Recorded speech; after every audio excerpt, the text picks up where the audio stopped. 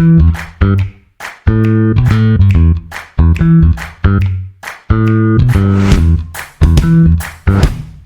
listening to the Common Fan Podcast, a Husker football podcast for the common fan, by the common fan.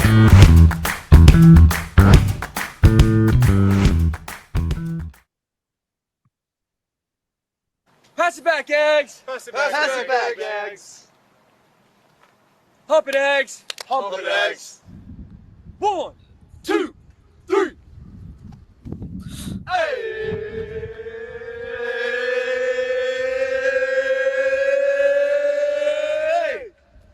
King of Aggies! Hey! Woo! Pass it back, Eggs! Pass it back, Eggs!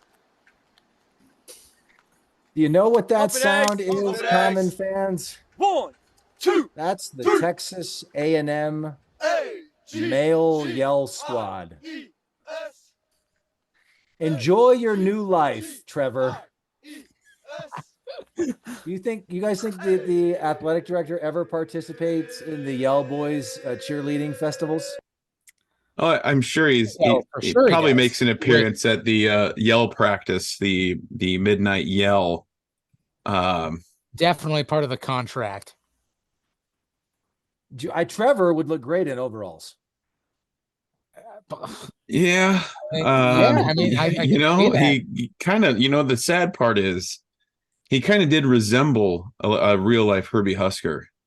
But now I really don't want to see a red N on him anywhere at all. No, he actually, to me, resembles a Texas A&M male cheerleader. That's what he resembles to me. Yeah. Gig 'em Aggies. All common fans, just to get a sense of what Trevor Kendall Alberts is walking into, just Google just Texas A&M Yell Squad or Texas A&M Yell Squad cringe. We've gone down a little bit of a rabbit hole today. My favorite one was when they do these festivals with the male yeller, Yell Boys, the night before every game. And they did one in September of 2022, talking making it real personal against Appalachian State and saying things about how Appalachian State is deep in the backwoods and they probably wouldn't even be able to find their way to the game. And they probably couldn't even read the names on the jerseys. And then Appalachian State went ahead and beat Texas A&M the next day, 17-14. That was on September 10th, 2022. A&M actually paid App State $1.5 million to come and beat them. So that's just one example. Hate to see it. Of the treasure trove that is the Yell Squad. Yeah. I mean, I'm all for traditions in college football, but there are some that don't really make the cut for me. And that's probably one of them. I don't know. And I know that it's like a really big deal. Like they'll have thousands and thousands of people show up for yell practice. Yeah. Because we need to, if you're going to have some coordinated cheers, you got to practice them, I suppose. My uncle, because we talked about this a little bit on the last episode, you brought it up, Matteo, when you were in a cabin in a snowstorm in Estes Park. But my uncle texted me after listening to that episode. Shout out to Uncle Paul. I have been to a yell practice at A&M. Total buzzkill. We all left the bars at like 11 and walked a mile to the stadium to watch a bunch of male cheerleaders. I guess you must have to grow up with it to realize the charm. I think so. I mean, and I'm sure all of our Texas A&M listeners, we're going to catch some flack from them if we had any. So probably not. Probably no flack. I will sleep okay tonight. Yeah. I will too. I'll sleep like a little baby. But the funny part about they do that. I know they try to find digs on these schools that they're playing. I've routinely seen that Appalachian State has one of the most beautiful stadiums and surrounding, the area surrounding them, just absolutely gorgeous. So I don't know how well they're doing their research on those. But I don't know. It looks like they're busy updating their overall collection. And Yeah. other things like that. So they might not have time to do research. And are those iron-on patches on the overalls, or you think they do that themselves, or ask their moms to do it? Or? They're probably sewn on Definitely there. I would iron-on. somebody in the Texas A&M University sort of ecosystem definitely sews those on there for those guys. They don't sew them on, but someone No, else. that with all that oil money, they might have a paid position that just all they do is set up the guys with their overalls for midnight yell. That's probably right. That's probably exactly right. But the male yeller, the male yellers, yeah, they do look real sharp in their all whites, their game day whites, though. I don't know if you've seen any photos of that. There's Mike Leach had a quote about those guys a few years back too. It was not real kind. I don't remember it exactly, but it's a pretty good one. I'll look for it. I was gonna say, if only there was a way we could look that up. Definitely, they definitely iron those things on. I mean, I was closely inspecting those overalls to see if, like, I don't know if you guys are in Cub Scouts, but where was like the Weeblos patch or the. So Jeff, you're suggesting there's not a paid sewer position for the patches. I'm saying that it's a lot easier to use an iron. They might just get paid to use an iron. It's efficient. A lot of oil money. So a lot of oil money. Efficiency is key. They're probably throwing it. I found it. Oh wait, no, I didn't. This is them making fun of Mike Leach. I'm trying to know how you can do that. R.I.P. to the pirate. One more check mark against them, making fun of the pirate. R.I.p. to the pirate. You leave the pirate. Exactly. Keep the pirate's name out your mouth. Now there's something about the line I remember was him saying that they aren't even really in the military. It's like it would be like me having pirate school and teaching people to be pirates. It's not verbatim the quote, but it was something along those lines. So that brings up a good thing that I heard. Is I had an acquaintance of mine said that they went to a Texas A&M game when they were younger, and they saw that the shout dudes, and they were watching them do their thing, and they were wearing like camo or something like that. And at that age, he thought that they were a military school. He thought that M in A&M standard for military, and then they explained they're like, no, they just wear that stuff. And he thought it was the most bizarre thing ever. And I feel it's weird that the screaming fellas wear fatigues. Is that weird to anybody else? Or am I missing something here? Maybe I'm not going to pretend to be an expert on it. I just know, what I hear secondhand on it. But let's see here. The Texas A&M Corps of Cadets is the largest, oldest, and most visible student organization and leadership training program at Texas A&M.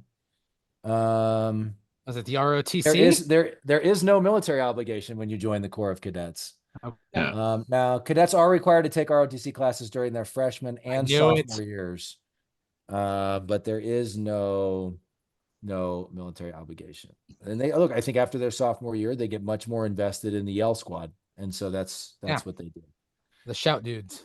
Well, it's got to be pretty time consuming and fairly demanding. I mean, you got to do the research every week to try to make fun of the team that you're playing and what kind of weird dance moves. Cheerleader type way. That's got to be quite vexing and tough to do. Hey, here's what Leach said. The thing is, they aren't actually in the military. I ought to have Mike's pirate school. The freshmen, all they get is a bandana. When you're a senior, you get the sword and skull and crossbones. God bless. Oh, God rest his soul. R.I.P. Mike. Bless Mike Leach. Oh, that's funny. Okay, this is the Common Fan Podcast. Welcome, fellow Common fans. Welcome in. Oh yeah, I forgot where we were at for a second there. I am TJ Burkle alongside Matty Owens Sr. and Geoff in Lincoln. Hey, make sure you subscribe to our YouTube channel. That's youtube.com/@CommonFanGBR. Oh. TJ, are you muted? Am I muted? There you go. Did I mute? There you go. How far did I get? How far did I get? Let's do the CP read again. Start over. Sorry. Boom. All right. I was talking about the YouTube channel. Did you guys hear that? Mm-mm. All right. Well, everyone subscribe to the YouTube channel. Just check us out on YouTube. Go to youtube.com, search Common Fan Podcast. All right. Sorry, I muted myself. Also, spring ball is almost upon us, and that means it's grilling season. If you want to do it right, go get some of Nebraska's own certified Piedmontese beef. This premium Nebraska product is raised and grazed in the Nebraska Sandhills. They've truly got mouth-watering steaks, juicy burgers, tasty beef ribs, beef brats, beef sausage, even beef bacon. They've got it all. Stop by your local Mercado Butcher Shop at 30th and Yankee Hill or 84th and Havelock in Lincoln, and also at 162nd and Maple in Omaha. You can also go to cpbeef.com to get certified Piedmontese products shipped right to your front door anywhere across all 50 states. So what are you waiting for, Common fans? Get to your local Mercado Butcher Shop or visit cpbeef.com. Certified Piedmontese, powering the Husker football team and powering the Common Fan Podcast. We are going to get into the news of the week, which of last week, which is the fact that Trevor actually did it. He actually turned his back on the Huskers forever. But before we do that, gentlemen, congrats to the Huskers men's and women's basketball team. Hell yeah, both baby. being selected for March Madness. The men are an 8 seed. They are in the Memphis bracket playing Friday at 5:50 p.m. The women are a 6 seed playing in Albany, also playing Friday. Time is TBD. Just because we live in the world that we do and you can't make it up, both teams are playing Texas A&M University on Friday. We are living in and women's basketball teams. We are living in a simulation. What do you think the male Yeller team does when there's two games like that on the same day? What are they going to do? I don't know what the Yell boys are doing. Are the Yell boys at basketball games or just football? It seems like a pretty weak commitment if they only have to do football. Yeah. I would hope that, it's such a cherished institution. I would certainly hope that the Yeller boys of Texas A&M are available for all sporting events. They're needed. There has to be. You've got to have scream fellas at basketball, football, wrestling, bowling. There's got to be a shout dude at every game or sporting event that they have, right? You certainly want to have your overalls cleaned and pressed and ready to go for March Madness. You would certainly you got to be on high alert. Do that. Would you? We're on high alert here, folks. Yeah. Yell squad high alert. Absolutely.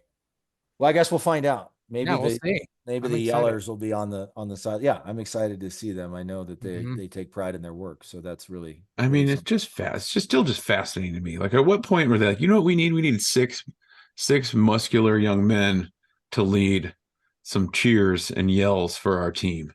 Like, I don't know. And they have overalls, but many of them oftentimes are not wearing shirts in these videos. So just shirtless overall wearing, patched overalls, yelling, cheers, doing cheers. Yeah. You got to love the scream fellas, another yell dudes, another entity, a lot of softball teams do cheers from the dugout. So, there you go. That's also a thing. Touche. Yeah. That's a thing. That's a good point. So we'll see. We'll see if the Yeller boys squad is at either of these basketball games. Ladies and gentlemen, last week was a complete and total whirlwind. We all lived it. We've all been through it. I'll tell you what I'm thinking, guys. We should probably never say never on this program. I think we need to have an airing of grievances. I think we need to channel Frank Costanza and have an airing of grievances like they do on Festivus. Yeah.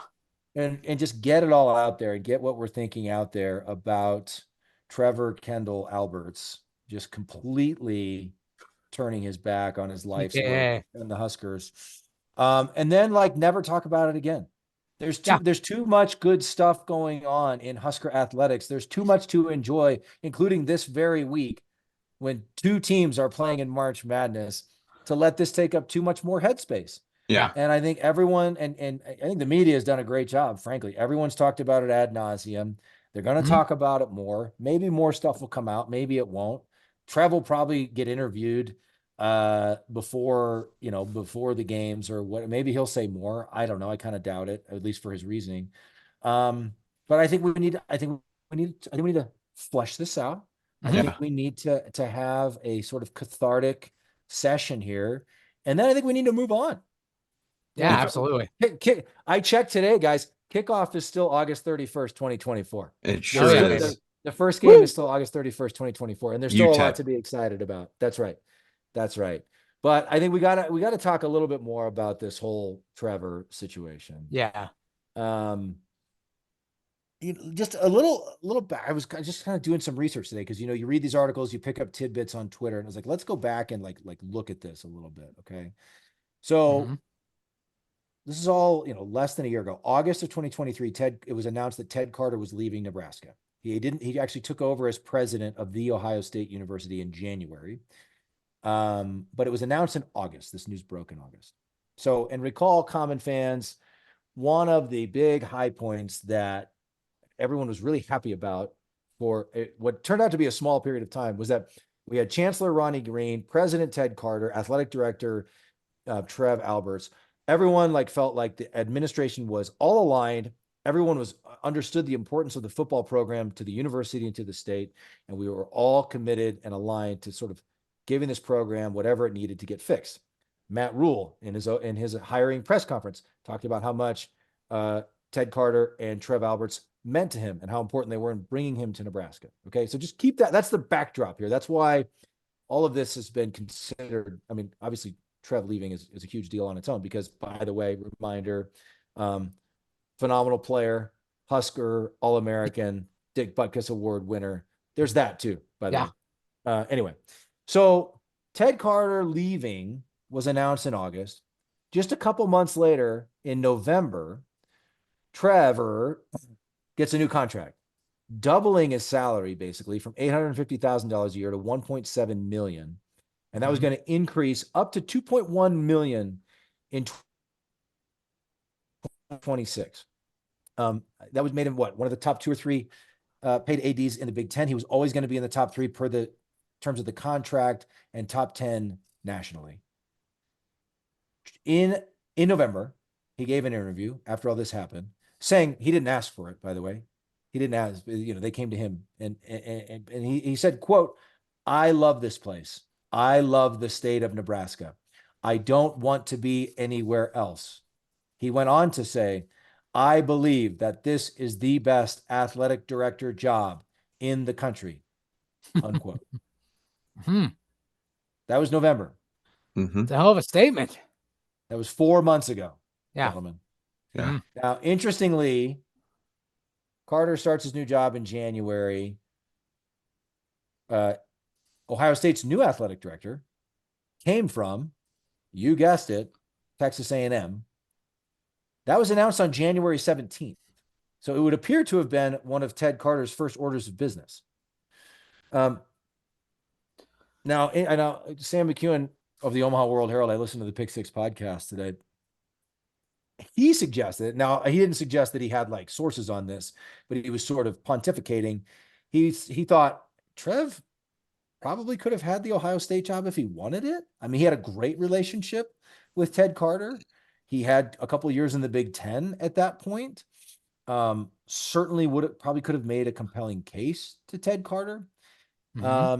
And so I think the question is did something drastic happen between August, November, sort of the fall when this Ted Carter news broke, and Ted Carter's going to go to Ohio State and have an AD job to fill? You would think Trev would jump at that if he wanted out of Nebraska. So did something drastic happen where he's singing the praises of Nebraska in November, and then suddenly, according to Trev, he didn't apply, quote unquote, for the Texas A&M job. They came to him. I think So it's the first thing that comes along, you're like, oh, yep, I'll jump at that. I think it's too obvious though, TJ, and I can't take credit for this. A buddy that I know had looked into this, and he said the exact same thing. He said Carter went to Ohio State, and what do you know? He hired an Aggie AD to come work for him. And then no sooner that happens, we see our boy Trevor move on to Texas A&M. And I think at the end of the day here, we have to just consider that the CFIC is way more implanted than we thought, goes a lot deeper than we ever could have even imagined. And I think that it's more or less, it'd be too obvious if Carter was like, all right, I'll tell you what, I'm going to go to Ohio State. You can just come with me. No. That's too easy. They don't want that. They don't want to make that known. That exposes the whole thing. So here's what he does. I'll leave. I'm going to swoop up this Texas A&M AD. You take that job. And then that way we get out, we bring Nebraska down back to where it used to be, and we all win, and nobody's exposed for the crimes that we're committing. You know, Jeff, I'm going to say I wouldn't rule that out. It's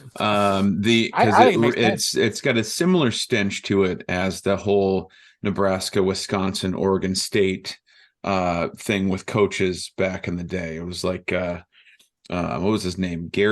Was it Gary Anderson? I don't remember. Gary Anderson. But all those coaches, like, they're like, okay, I'm gonna hire this guy, then they're gonna hire this guy, and then it was just it all felt too weird, and it felt like another way for the college football industrial complex to just keep Nebraska down.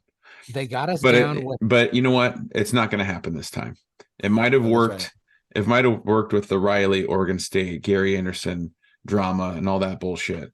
It's not going to work this time. We are too set up. We've got too many good coaches in our athletic department. Not just Matt Rhule, Coach Hoiberg, Coach Amy Williams, John Cook. I mean, Will Bolt. We've got great coaches, and an athletic director can do some good things. But sometimes, I'm watching our Husker men the other night just dismantle Indiana, which was so fun. That was awesome. And I'm thinking to myself, you've got good coaches, and I've always heard the saying, a good athletic director knows when to get out of the way and just let the coaches coach. And so I hope that there's some sense of like, okay, we're here, all these Husker coaches, we're good, we do our job. Some whoever jabroni can come in here, but I'm safe as long as I do my job. And I don't know, there was something beautiful the other night playing Indiana, and it's like, we don't have an athletic director, and we're just out here just kicking the shit out of the Hoosiers. A traditional blue blood basketball program. Here comes sneaky old Nebraska, and I don't know. Anyway, I'm rambling now, no, that's an excellent point, and I think people felt like Nebraska was getting too high. Dylan Raiola. Winning another offseason national championship. The college football industrial complex felt like they had to strike and try to keep us down. But to your point, Matty, they've tried that before. Like, we've overcome it before. We overcame it for decades in the 70s, 80s, 90s, and parts of the last 20 years or so as well. So we will overcome it again. But again, though, they're brilliant about it, though, because they don't ever expose themselves. Like, that was the perfect maneuver to bring us down without actually exposing the traitorous, the treachery a-holes that they are. We won't have it anymore. No, I think this is something we need to look into. I think we need to do a mission down to College Station to check, see if we can cover evidence of a secret headquarters of the college football industrial complex, because there's a lot going on there. And the next trip after that will be to Columbus, Ohio. Yes. Yep. Now, we'll probably never know the full story for why Trev did this. I thought it was funny, guys. He gave an interview to the World Herald, and he said, quote, "I think it's fairly obvious there are some challenges. I think some of the challenges are reflective of where we are as a society as far as divisive things that are part of our everyday culture. It is what it is," end quote. I just thought it was funny because he said it was fairly obvious. I have no idea what he's talking about, actually. Like, that's actually quite cryptic, in fact. But it's funny. You can go down a Twitter rabbit hole, but people have suggested that he thinks the university is too liberal. People have taken that to suggest he thinks that the university is too conservative. Like, there's people have taken that and twisted it many different ways. I think one thing we need to sort of think about and acknowledge is, like, this is a bit of a concern for, like, the Husker athletics apparatus, where you've got, Ronnie Green left Maybe that was for personal reasons, whatever. Ted Carter left. And now I really don't think it was for, I will say one thing that I don't think Trevor left for money. But No, TJ, before you go farther with that, can you just elaborate real quick? You keep calling him Trevor.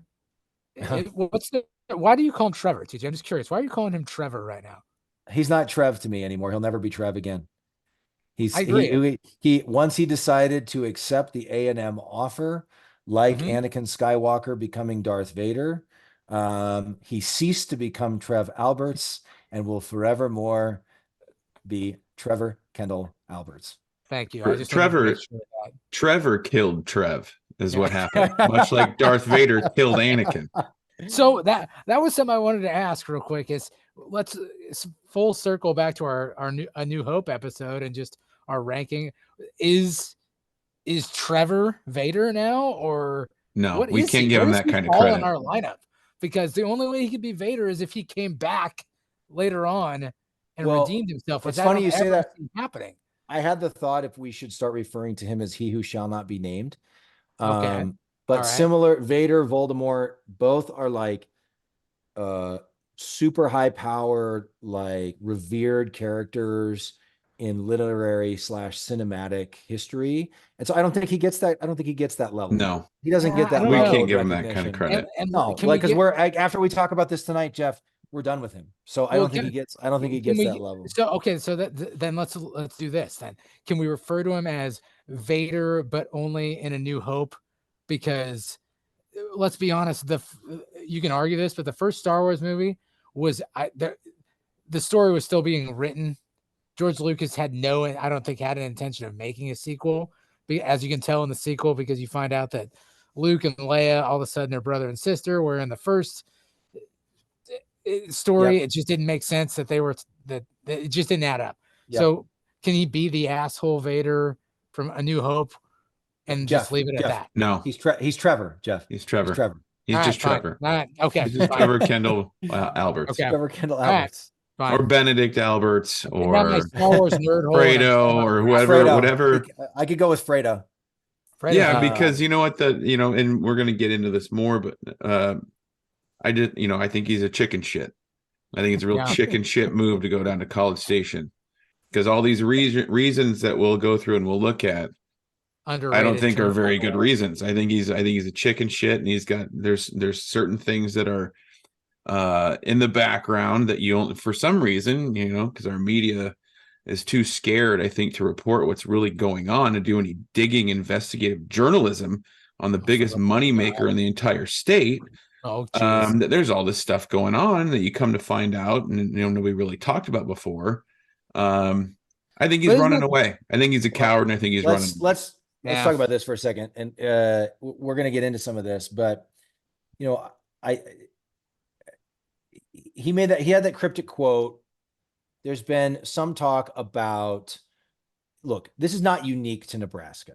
There's been talk about the regents becoming increasingly politicized. The current governor, the previous governor, getting involved, putting a thumb on the scale or in campaign dollars in favor of one regent's candidate over another. Like anytime you have that political tension, and this is not a political podcast. We're not getting get into all of that. Honestly, I don't know all the ins and outs there, but it's definitely come up since everything happened with Trevor, about this. There's this political tension, right? And now it's also come out that the regents in searching for a new president are gridlocked 4-4 right now, and they can't agree on a new candidate. So some of that probably, if you're in a position like Trev's, that probably is frustrating. And I think a lot of Husker fans, a lot of Common fans are in this place where they feel like they just want an explanation, right? Like it really doesn't make sense. Going down to A&M doesn't make sense for so many reasons. I believe it's not about money. No, it's not. Also believe, like, I don't believe that something so seismic happened that, because if it was really like that, I feel like he would have just left. Or he would have it was like the Texas A&M job came along and he was like, oh, this seems like a good time to get out. but I honestly don't believe so something so seismic happened that that's not the point. I guess point being is that's not going on at other places. Because we're not Right. going to, like A&M, their their new president, former general, he's actually a pretty impressive guy. He started in December. He started 3 months ago.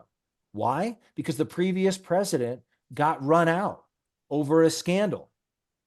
You can look it up. We're not going to go down that rabbit hole right now, but she was trying to hire someone to run the journalism department, and it got swept up in this whole political fight.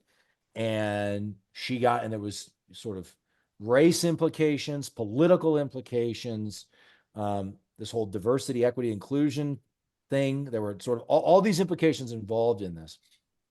Point being, this stuff is happening everywhere, and especially in more conservative states like Nebraska, like Texas.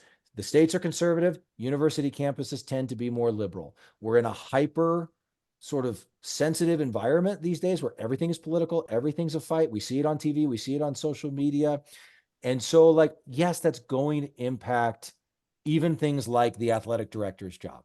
You would think maybe that's just the regent and the presidents and the sort of academic administration, but that's going to bleed down to the athletic administration as well. That's all true. But in my mind, if you love Nebraska as much as you say you do, Trevor, wouldn't you want to stick around and try to be part of the solution? Yes. Yeah. That's sure. where I come down. Yep. Yeah. Not to mention, let's stick to sports only. A&M's athletic department has had tons of instability as well. Well, I don't want to go into just some bad stuff already, TJ, but I mean, we just breaking news the day after he got hired, they had somebody on staff with relation to somebody that murder. Somebody on the football staff got arrested for murder. Right. Yeah, or at least connected to somebody. I think it was like somebody on staff's son that was going to be on staff eventually. Like, it's not exactly, the ideal place if you're looking for stability from what I can tell right now, which is just wild to me. Bill Byrne, former Nebraska athletic director, who went down to Texas A&M, also possibly the work of the college football industrial complex. Bill Byrne left in 2012. That's not that long ago, guys. That's 12 years ago. Yeah. Trevor will be the 6th athletic director since Bill Byrne. Wow. The boosters just forced out Jimbo. We all know this story. Coming up with his $75 million buyout was apparently no problem for the boosters at Texas A&M. No. You think those people don't have a lot of sway? You think those people aren't calling some shots? So right. You want to go down and deal with again, we're not trying to do is compare our politics and problems with their politics and problems. The point is, it's everywhere. Yeah, it is. It's everywhere. Yeah. And so again, unless there's something seismic that we don't know about. I mean, I read today that they're on month 7 of the search for the new president. Apparently hiring Ted Carter took, I think 7 or 8 months, and hiring the president before him took over a year. So this is not I think we'd all love the Board of Regents to come to a decision and hire someone, and ideally we all feel good about that. But this is not necessarily out of the ordinary. They're going, and also everybody loves Trev as of Tuesday of Trevor, TJ, Trevor. We'll go back to Tuesday of last week and we'll call him Trev for a minute. Everybody loves Trev and Matt Rhule in early 2024. Everybody's feeling good about the direction of things. Both basketball programs are in the right direction. The baseball program's in good shape. Again, wrestling, volleyball, dominating. Everyone's feeling great about where the football program is headed. You think he wouldn't have an outsized say in who the president is? You think they're not going to do everything they can to make him happy? So that's what doesn't make sense to me is we're not suggesting everything was perfect.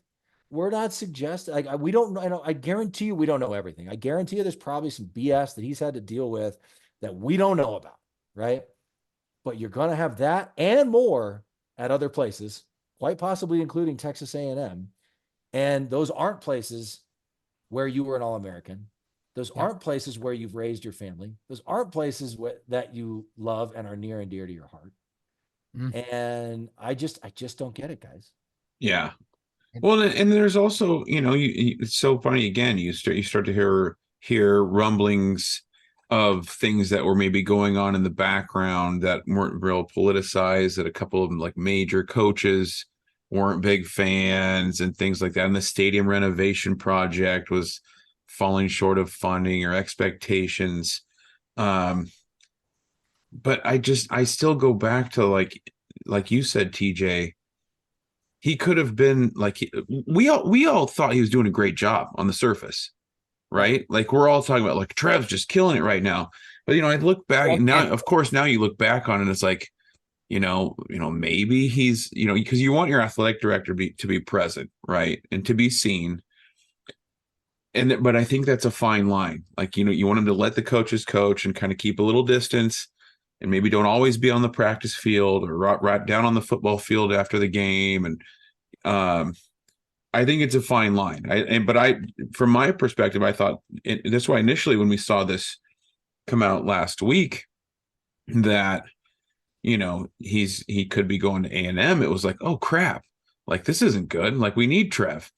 And then you start to hear all these other things, and you're like, well, wait a minute. Like, why would he go there? It's like we talked about, like, why would you go to A&M from Nebraska? And I still keep coming back to like you said, TJ, like if you want to fix things, you are in a powerful enough position to be able to do that.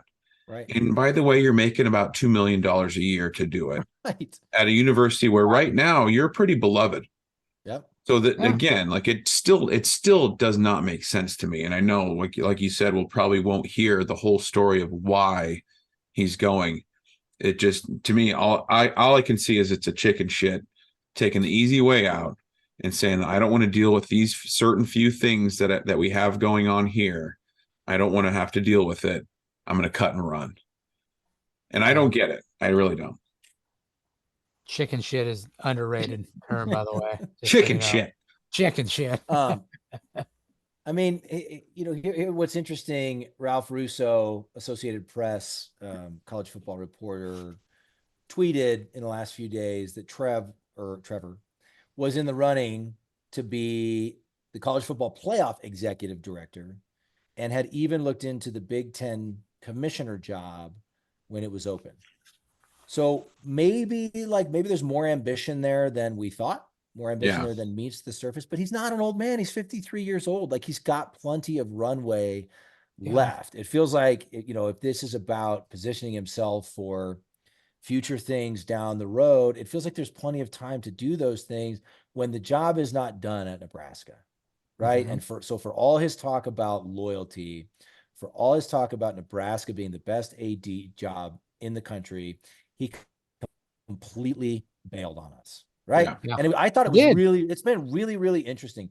Guys who I really respect as journalists, who are usually fairly measured, who are not like hot take type of guys, Tom Chattel, Steve Sipple, Mitch Sherman, everyone's kind of been uniform on this. Yeah. Yeah. Everyone's kind of been pretty critical. I think Mitch gave that interview on a podcast saying that Trev, I believe he used the word betrayed. I believe he used the word betrayal. Right. Yeah. That has been really interesting. And former players on Twitter too, like tweeting out the snake emoji in relation to him. Like you just don't see that a whole lot, where it's like almost everybody you're seeing either in the Nebraska media or former players are pretty much all in unison, basically trashing him and calling him a traitor and saying he betrayed us and stuff. Like you just don't see it that often. So that's so saying like the snake emoji and all that stuff, and kind of what I brought up on Rome the other day, and he was talking. Jim Rome said this himself. He said, "What's a worse look for everybody? Is it Nebraska not being able to keep him, or him stabbing Nebraska in the back? Like, what's a worse look in your guys' opinion, that Nebraska couldn't keep a handle on him and keep him happy, or is it a worse look that he betrayed us and walked on his own?" Because I think that's a big question to everybody: is who comes out of this looking worse? That's a really fair point, Jeff. Go ahead, Matt. You're going to say something? Oh, I mean, I'm biased. We're biased, so I'm going to say it's him betraying us because just because of the reasons we've stated. Like, It's not about money. I have a hard time believing it's about politics. Yeah, Because right. if you think If if you think the Board of Regents is too conservative here at Nebraska, you think it's going to be better at Texas A&M or more centrist or more left leaning? Absolutely not. It's going to be the same or even more right leaning.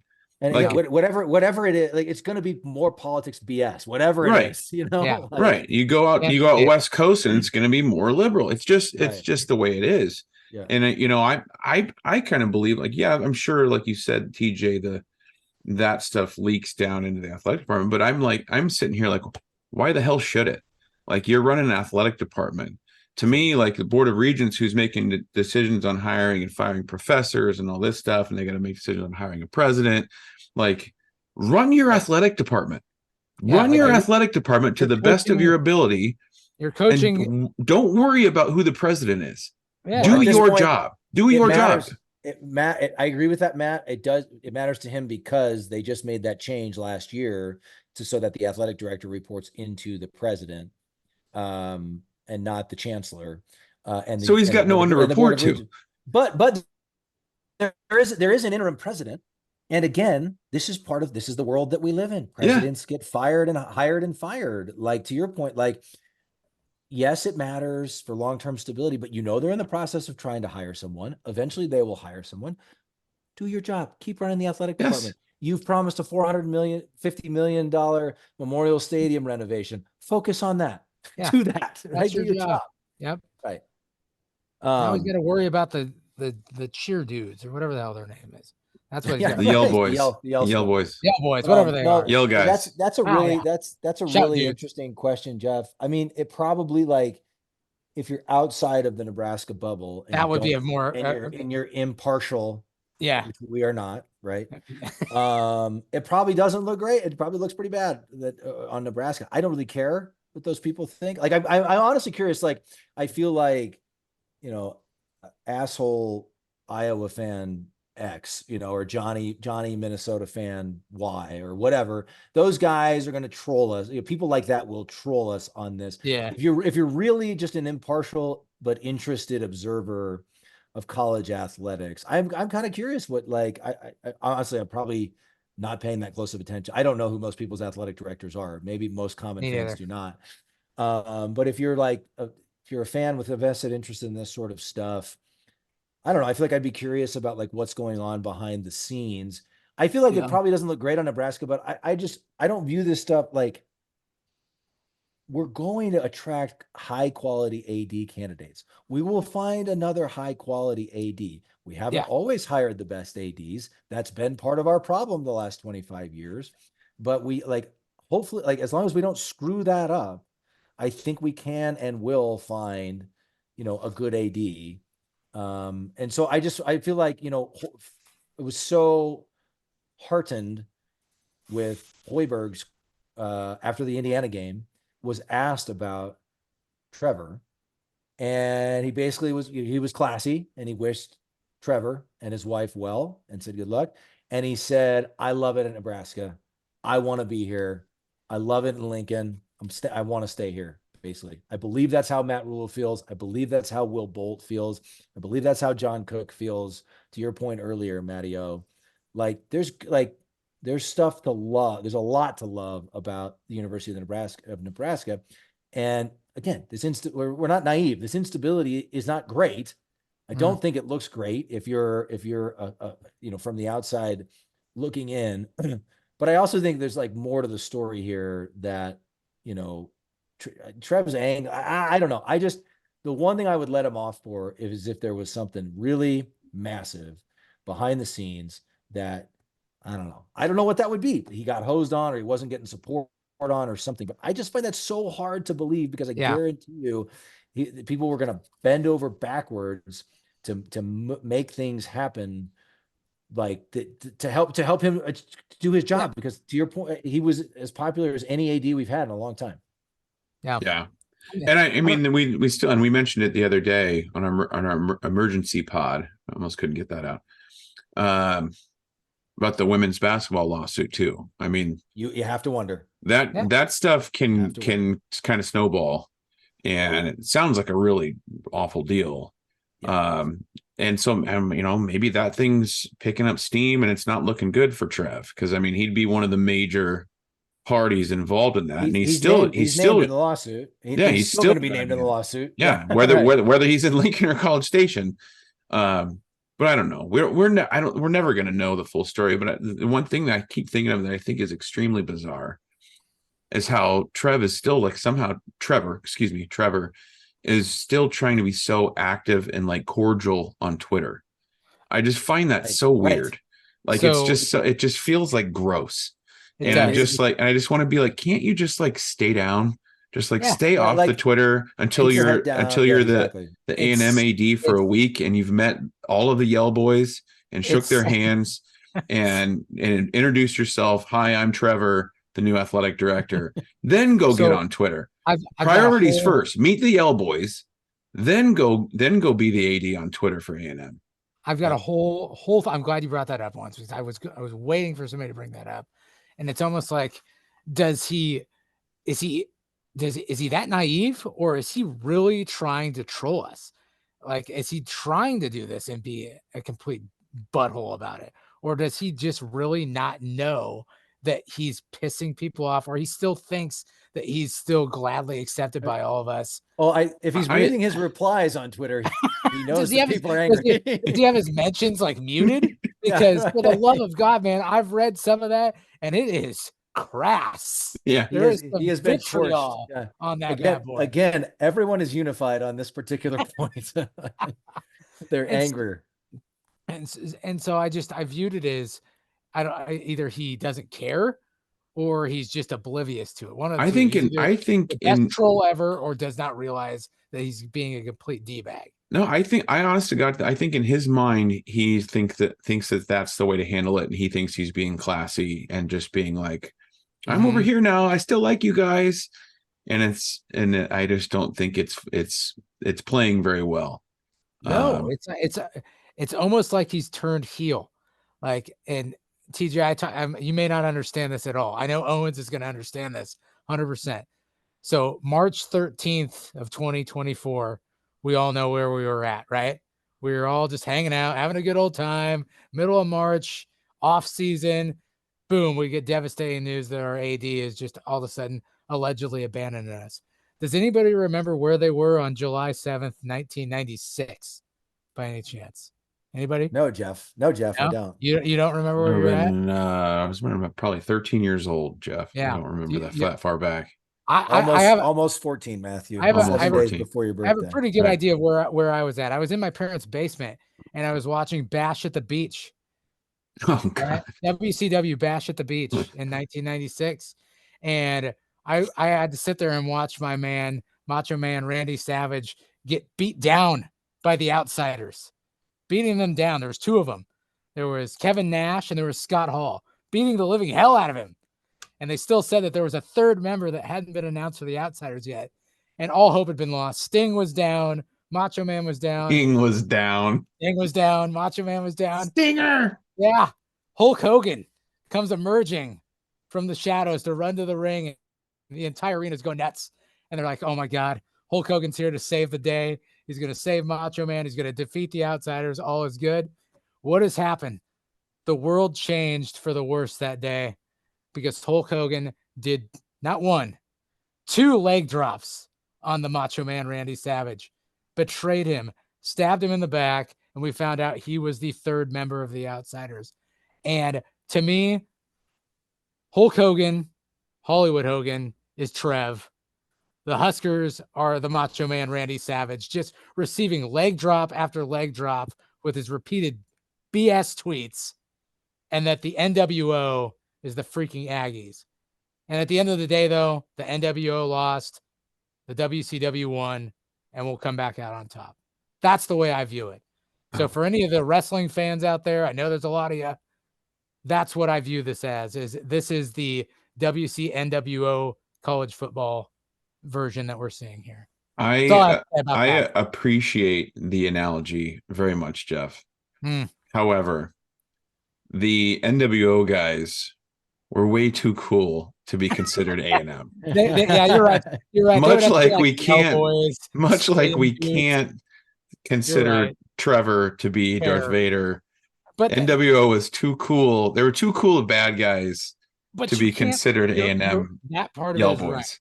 But you're exactly right. Scott Hall, Kevin Nash, Big Papa Pump, those Wolfpack. guys, Wolfpack, those guys are not Yell Squad guys. We understand that, but you can't deny the feeling you felt when Trev said he was leaving and it was official.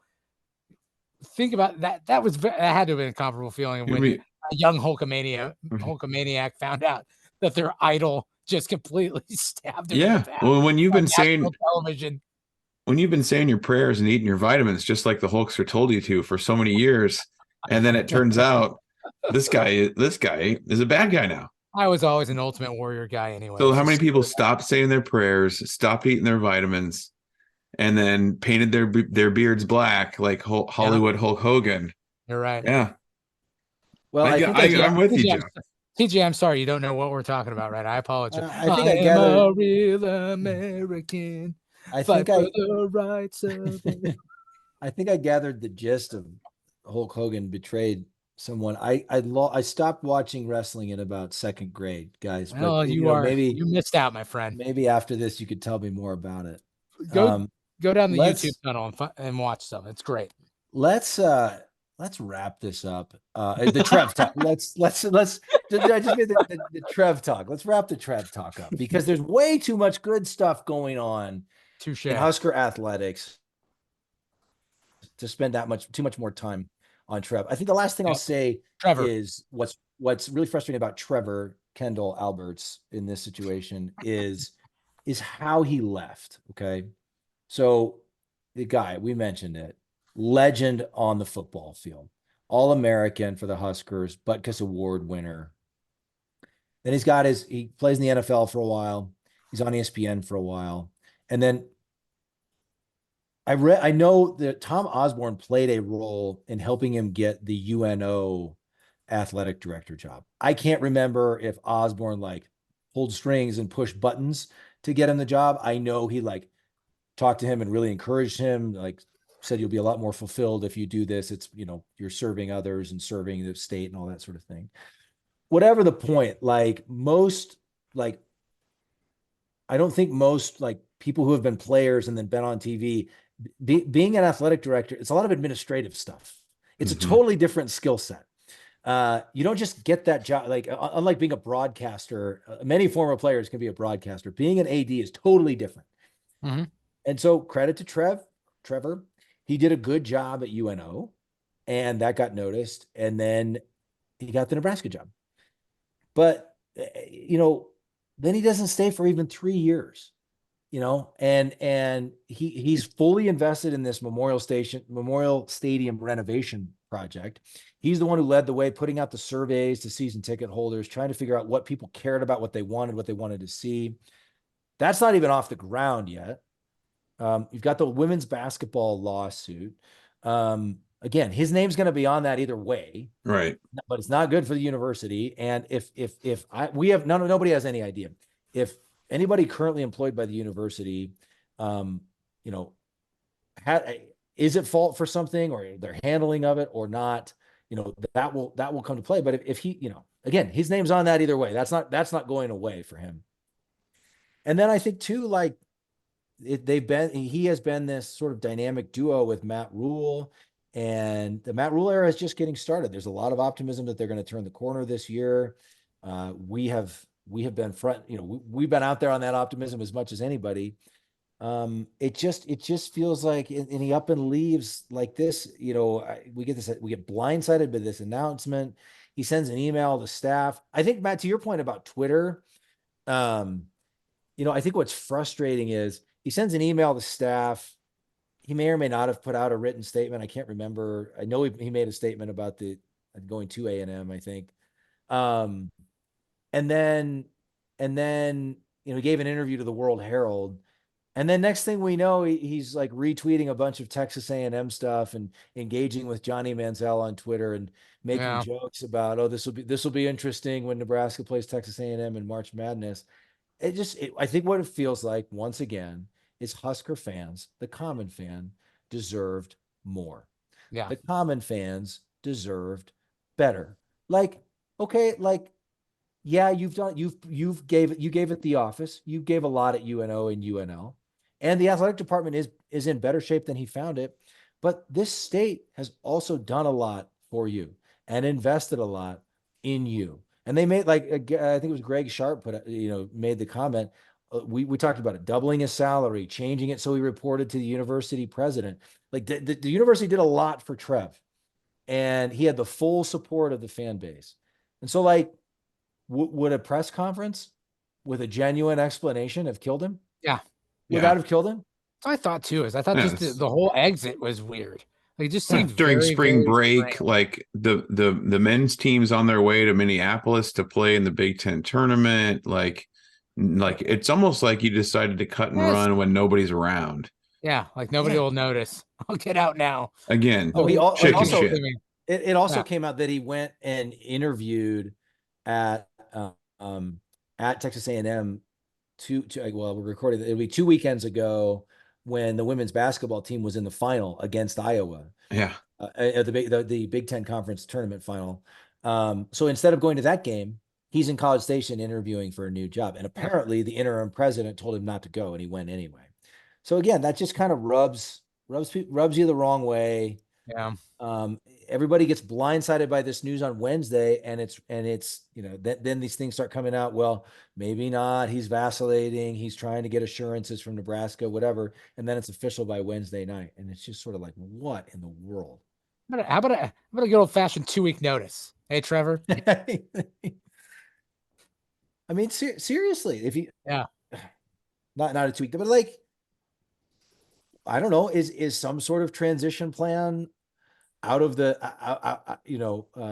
ridiculous in this scenario? No, maybe it's because I don't work in that world, but like, I make a joke about a 2-week notice, but like, why is that so unheard of for somebody just to be like, all right, I'll hang around until a new person is in my place and then I'll leave? Like, is that bad? Like, I think it just, the way that it just operates different in a different world.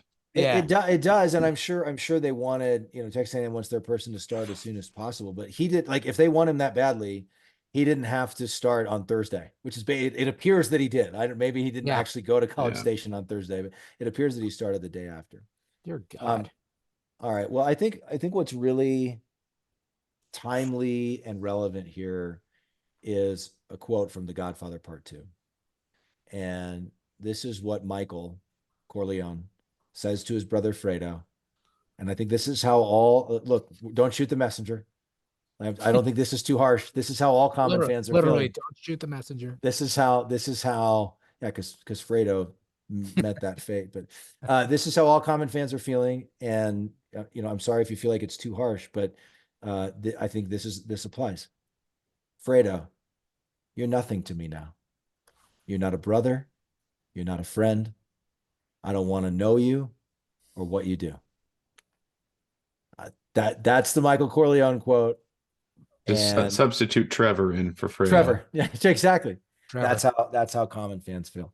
It really feels like, I mean, the man can do whatever he wants. It's a free country, but it sort of feels like he can never come back to the state of Nebraska again. I honestly believe Scott Frost would be welcomed back with open arms long before Trevor Kendall Alberts is. But isn't that's so? There's something to be said about that too, though. Real quick, we're just vomiting out all these feelings about Trevor. Yeah, I know. It's like we got to get it out. But don't you think like this would be viewed entirely through an entirely different lens if Trevor wasn't a Butkus Award winner, like a highly decorated like player for Nebraska? Like if he's just some Joe Schmo athletic director that we hired from some other school with no ties to Nebraska in terms of playing here, living here, whatever it might be, this would just kind of feel like, oh well, our athletic director left. Yes, I absolutely do. And what's interesting, Matt, is my wife, and many common fans know, she's an Oregon grad. She's from Oregon, so she doesn't have all the history. I was telling her what we were going to talk about when we recorded tonight, and she's like, I don't get why you guys are so mad, like why you're taking this so personally. And I said to her, all I said at first was he played at Nebraska, and he was an All-American, and he was great. And I didn't even get into all this other stuff. And she was like, oh, okay. Oh, that makes sense. Like she got it right away. It totally made sense. Yeah. But I also think this other stuff that we've mentioned, especially with him talking about how much he loves the place, What and he him said. talking Yeah. about putting out fundraising mailers and emails with the word loyalty in them, and then taking the first job that comes along when Texas A&M shows a little leg, you know, it's just a little all leg. it just all feels icky, you A know. little yell boy leg. Exactly. Texas A&M lifts up the overall leg a little bit, and just does a little bit of a clap and cheer situation, and he's out the door. I mean, it just rubs the wrong way. Yeah. Oh, it does. Yeah, definitely. Ugh. Yeah. Sorry. Oh. No, so I think that's spot on, Matteo. We're emotionally it him. It felt like he's one of us. Yes. He's in it. He's here for the right reasons, and he was going to see. I think that he's going to see this thing through. Like watching from afar, one of To's guys. Then he came in. It was like, okay, we got a competent AD again, and he was cleaning things up and he was improving. It seemed like anyway. Yeah. And talking about how much he loved the place, talking about how much he wanted to be here, putting out these calls to loyalty, all these things. We got blindsided by it. It doesn't feel like it adds up. It's very frustrating. Yeah. No, it feels like betrayal because of those things. Just like I think Scott Frost got an extra year and a half, an extra season and a half or so, just because of those same reasons, because he is, played here as one of us. It feels very, very similar, and it's just the way that we feel about it. We're like, well, let's give little Scotty a little more time and blah blah blah. Yep. When in reality, by season 4, when things weren't working out, it's kind of like, okay, well, crap. But we said it many times to each other in our group of friends. It was like, if he wasn't who he was, he'd be gone already. Totally. Now that Trev's Trev's we kind of also- one of ours, and now it feels like betrayal that he left us. And Yeah. We also gave Trevor, I did anyway, a lot of credit for how he handled that. I think it would have been another Bo situation if he had fired Frost after 4 years. He had to give him another year. Forced him. I don't know what Frost made a bunch of changes to the staff to try to make it work. It didn't work. I feel like he actually handled that pretty well, to be quite honest with you. Yeah. I don't know what else he could have done. I don't know what else he could have done, but the other thought I had today,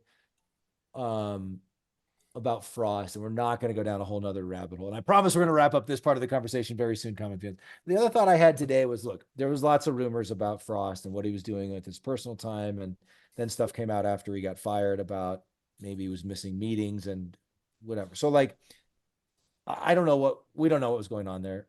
That stuff, rumors are rumors. We're not going to get into all that. Let's put it that way right now. But the thought I had today was, it didn't work out with Frost, obviously. I will never not be shocked about that. I don't know what all I don't know if he was giving it his all or not, but you can't be a college football coach and not be working, 60, 70, 80 hours a week, even if there was other issues going on there. And Frost still showed up. He was wearing the N on the sideline, right? And I do believe, whatever else was going on, I firmly believe that Frost desperately wanted that to work because of who he is, because he's a Nebraska boy and from Wood River, last quarterback of the last national championship program. And he would have stayed and tried to figure that out as long as he could have. And he got fired because his teams weren't very good, but he didn't freaking walk away. Yeah. He didn't quit. Yeah. And again, that's probably loaded. That's probably a little bit of emotion there. That's probably a loaded conversation. There's a lot in that. But it just feels like the way that Trev left, and he's like skippity doodah on the way, and everyone, it's me. It's the same old Trev on Twitter. I'm just a Texas A&M now. Isn't this fun? We're going to play each other in basketball. No, nobody wants to see it. I think I tweeted that he's like the Brian Kelly of athletic directors. Is he all of a sudden just going to adapt a Southern draw now that he's there after a couple of days? My family. Exactly. My family. All right. I want to be respectful of everyone's emotional needs. Do you guys have anything else you want to say? before we turn the page on this conversation? I feel like I've said my piece. Trevor Kendall Alberts is a chicken shit Thank you. and a traitor. And a traitor. I just wanted to say, you're nothing to me now. He's nothing to me. All I'll say is that if any of you two tools abandon this podcast to go to a Texas A&M podcast, you're dead to me. Never No, happened. this is not. Right, we don't need to worry about that, Jeff. Didn't think Trevor was ever going to do something like that, but here we are. So true. I'm just warning you guys. I know that's fair. I'm warning both of you guys right now. Come on. No one's abandoned it. I wouldn't abandon this podcast to go to another Nebraska podcast, Jeffrey. Come on. All right, good. Come on. All right. All right. Let's wrap up with some good news, everyone. Everyone knows by the time you're listening to this, you're going to know, if you don't know already, Nebraska men's basketball in March Madness for the first time since 2014. Nebraska women's basketball also in March Madness. Both those games. For everybody, take Friday off. Put your red on. Drink your red beer. Take Friday off. Embrace the day. Fully embrace. Take a private jet to Memphis. It's good times. Fully embrace your. Do what you got to do. Exactly. Enjoy it. The baseball team is 13-5. They got a sweep this weekend. They're looking like they're firing on all cylinders. The volleyball team continues to be great. The wrestling team is great. All sorts of good things are happening with this athletic department. Things are looking up, and there's no reason for that to change. There's no reason to believe that's going to change. I fundamentally believe that Fred Hoiberg and John Cook and Amy Williams and Matt Rhule, none of these people are going anywhere, at least on their own. None of these people are going anywhere. And so let's we're going, I think there's a little bit of insecurity to being a Husker fan that's always there a little bit. Mm-hmm. And I think things like this happen, and it's sort of like, oh my God, what if we never hire another athletic director, or what if the next person is terrible, or whatever? We're gonna hire somebody great. Ed Stewart's out there, Jamie Pollard is out there, Garth Glissman is out there. I'm just bringing up names I've seen mentioned in the media. There are a lot of people with Nebraska connections, which I would argue is not necessarily necessary. The guy at Cincinnati, wasn't he a Pius guy? Hold on. Yes. Who? Got me. John is his name. Why is his last name? We were there at the same time, guys. This is embarrassing me. John Cunningham. Oh, yeah. John Cunningham is Cincinnati's athletic director. Is he related to Dan? I think so. I don't know. Wow. I think so. Well, what do you know? So anyway, point being, there's plenty of good, competent, qualified people out there. We will find another good athletic director. We're not going to be, for whatever reason, we've been in this limbo. We've been in this purgatory as Husker fans for a long time because of the performance on the field. All of that for so many sports is starting to turn up, guys. Just because Trevor leaves doesn't mean that's suddenly going to stop. Okay, Common fans, everyone take a deep breath. We've definitely reached the we didn't want him anyway phase, by the way. Yes, we have. I mean, we didn't want him anyways. That point in way quicker than I ever imagined, by the way. Absolutely. Suddenly all this stuff's coming out about, well, maybe he wasn't that great on this and that and the other thing, at least on Twitter. So it's time to move on. And I'm sure that, a lot of this, this week we won't be moving on in terms of the media's focus and that sort of thing. But as fans, let's embrace the positive because there's a lot of it. And on that note, we want to end by putting a stake in the ground on something. We've seen a lot of concern on social media, people saying, oh, great, Matt Rhule is going to be next. Oh, as soon as he gets to a bowl game, he's out of here. Oh, as soon as whatever, Matt Rhule is going to be gone. He doesn't want to be here anymore. Let's just remind people, Matt Rhule is an adult. He's not a child that needs the care of an athletic director to figure out what he wants in this world, first of all. Second of all, I would remind you of what Evan Bland said to us on the Common Fan podcast. What he said, what we asked about this was before all the Trevor news, but just how Rhule was liking Lincoln and how long he might stay. And Bland's point was, okay, maybe when we first hired him, you could look at the situation and say, okay, he played at Penn State. This guy's been a turnaround artist, but then he's left every time he's turned a place around. maybe there's some concern there if James Franklin were to ever leave Penn State. That's one example. Maybe Penn State would try and hire him, for instance. But a year and a half later, this guy is fully in on Nebraska. I firmly believe this guy's not going anywhere. As long as we'll have him, he'll be here. I'm putting a stake in the ground. I will make that prediction. And if we're wrong, I'll eat a bunch of crow. But he just bought a bunch of land in Waverly where his family lives. His son is going to UNL now. What Evan Bland pointed out was basically he's all over town. I mean, he's going to concerts. He's going to university athletic events. He's going to local restaurants, I mean, he's and he genuinely seems to love it. And his staff seems to love it. And like his personality is he checks all the boxes of what a head coach at the University of Nebraska needs to do in 2024, especially in the world we live in now, more than almost any other head coach we've ever had. And so I just think he loves Nebraska. And he's also said when asked about this, I mean, he said, you never know. He says he gives himself a little bit of an out, but he said his family wants to stop moving around. I also think he's rebuilt at multiple places. And I think he wants to do that at Nebraska and then finally like stick around long enough to enjoy he's rebuilt at other places, but never stuck around. After he left, Baylor was in the Big 12 championship game, but not when he was there. I guess Temple, I think he was in the conference championship game once or twice with Temple. But point being, like, there's a lot of reasons to believe that he likes it here. He has more power now than he had before. Like, if that's something he wants, he's got more power now than he's ever had at Nebraska. We will do whatever, like the university will do whatever they can to keep him. And let me put one more point out there, guys. Again, we're a little bit of a wounded fan base right now because of how bad things have been. But once he has it going at Nebraska, why would he go anywhere else? If you get Nebraska to a point where we're competing with Ohio State and Michigan and the top dogs in the conference, you're at one of the best schools in one of the best top two conferences, and they're going to pay you as much as anybody else will pay you to stay. Why would you go anywhere else? Yeah. And it wouldn't make any sense. It wouldn't make any sense. If you're in the top 3 or 4 in the Big Ten moving forward, you're one of the top teams in college football. So there's no higher you can go.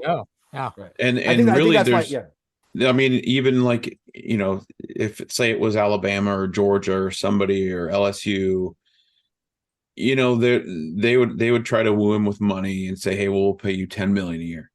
And then we just have to try to match it, But yeah, if he gets this thing humming at Nebraska, where are you going to go that's going to be better? Exactly. And I think it wouldn't be a money thing. It wouldn't, it's just you would literally be a god among men if you get Nebraska a conference championship and you're in the hunt in the college football playoff. Like we're pretty much building him a statue. Exactly. Yeah. And I think he wants to stick around long enough to build it into that, right? And so then if the playoffs expanding to 14, 16 teams or something, you could be the 4th best team in the Big Ten and make the playoff. Yeah. Right. Yeah, again, sure. If you can be a perennial playoff contender at a Big Ten or SEC school, I think there's maybe you can convince me 1 or 2 jobs that maybe make sense. But to me, I don't think it makes sense to go anywhere else when you're beloved at Nebraska. So I think he wants to stay here long enough to get it to that point, if he can.